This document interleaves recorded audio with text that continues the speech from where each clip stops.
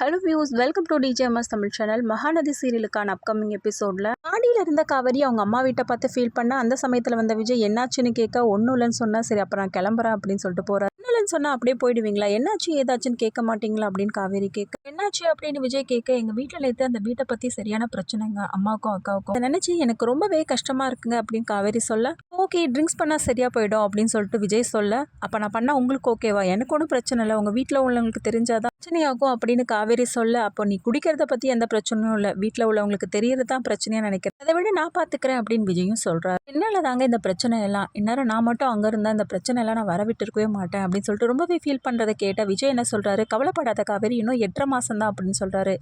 நீங்கள் என்ன சொல்கிறீங்க எனக்கு புரியல அப்படின்னு சொல்லிட்டு சொல்ல, அந்த கான்ட்ராக்ட் ஒன்று 8.5 மாதம் இருக்குமா முடியறதுக்கு அப்படின்னு சொல்கிறது கேட்ட காவேரி திரும்பவும் கோவப்பட்டு, இதெல்லாம் ஆறுதல் சொல்ல முடிஞ்சா சொல்லுங்க, அதை விட்டுலாம் கிளம்பிக்கிட்டே இருங்க அப்படின்னு சொல்லிட்டு கோவத்தோட அங்கேருந்து கிளம்புறாங்க காவேரியும். பக்கம் ஒரு ஹோட்டலில் அன்பரசு பசுபதியை பார்த்து மீட் பண்ணுறாரு.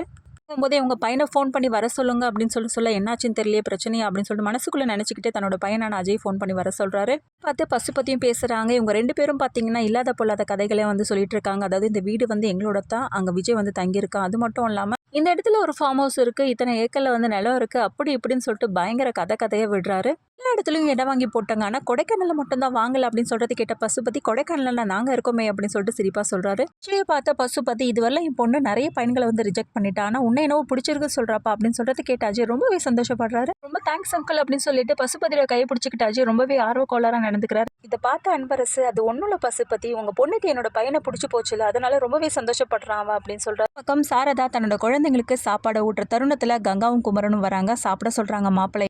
இருக்கட்டும் அப்படின்னு சொல்லிட்டு குமரன் சொல்ல, இந்த பக்கம் சாரதா நர்மதா யமுனா 2 பேர்கிட்டயும் உங்களுக்கு எது வேணுனாலும் இனிமேல் அம்மா கிட்ட தான் கேட்கணும், பிரியாணி தானே கேட்டேன், நான் உனக்கு கண்டிப்பாக செஞ்சு தரேன் அப்படின்னு சொல்கிறாங்க. பார்த்து உனக்கு ஸ்கூல் ஃபீஸ் கட்டினாலும் சரி, உனக்கு எது வேணாலும் சரி, இனிமேல் அம்மா கிட்ட தான் கேட்கணும் அப்படின்னு சொல்லிட்டு கங்காவை குத்தி காட்டுற மாதிரி பேசுகிறாங்க. அமைதியாக வெளியில் உட்கார 2 பேரும் பார்த்தீங்கன்னா கை வாஷ் பண்ணிட்டு உள்ளே போகிறாங்க. அமைதியாக அவன் பாத்திரத்தை வந்து ஷிங்கில் போட்டுட்டு அமைதியாக பார்த்துட்டு போகிறாங்க கங்காவை.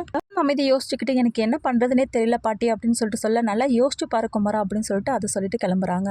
பக்கம் ராகினிக்கு ஃபோன் பண்ணாஜே, என்னை பிடிக்காதுன்னு சொல்லிடுவீங்களோன்னு நினச்சேன், பட் தேங்க்ஸுங்க அப்படின்னு சொல்லிட்டு பேசிட்டு இருக்காங்க. வீட்டுக்கு வர, ஓகே டேடி வராரு அப்புறமா பேசுகிறேன் உங்ககிட்ட அப்படின்னு சொல்லிட்டு ஃபோனை வைக்க, அந்த பசுவதி பையன் பரவாயில்லம்மா, என்னவும் நினச்சேன் நல்லவனாக தான் இருக்கா, ஸ்மார்ட்டாக தான் இருக்கா அப்படின்னு சொல்லிட்டு போகல. அதான் சொன்னலப்பா உங்ககிட்ட, பயப்படாதீங்கப்பா, நான் அவனோட சந்தோஷமாக தான் இருப்பேன். ஏன்ப்பா இந்த கல்யாணத்துக்கு அந்த காவிரி ஏதாவது தடை பண்ணுவாளா அப்படின்னு சொல்லிட்டு ராகினி கேட்ட பசுபதிக்கு தெரிஞ்சு அப்படிலாம் ஒன்றும் நடக்காதுமா, ஏன்னா அன்பரசு அஜய் 2 பேருக்குமே அந்த காவிரியும் விஜயை கண்டா பிடிக்கவே பிடிக்காது, ஸோ இதெல்லாம் ஒரு பொருட்டாவே எடுத்துக்காத அப்படின்னு சொல்லிட்டு பசுபதி சொல்ல, அங்கே இருக்க ஒவ்வொரு நிமிஷமும் அவன் என்னை பார்த்து பயப்படணும்ப்பா அப்படின்னு சொல்லிட்டு ரொம்பவே இதுவாக சொல்கிறாங்க ராகினி. நான் அவனோட விஷயத்த அம்மா கிட்ட சொன்னோமா, அம்மா வந்து வரேன்னு சொல்லியிருக்காங்க அப்படின்னு சொல்லிட்டு சொல்ல, எப்பமா வருவாங்க அப்படின்னு கேட்க முடியாது, சந்தோஷத்தில் நாளைக்கே கூட கிளம்பி வந்துருவா அப்படின்னு சொல்கிறாரு பசுபதி. இந்த எபிசோடையும் வந்து முடிச்சிருக்காங்க.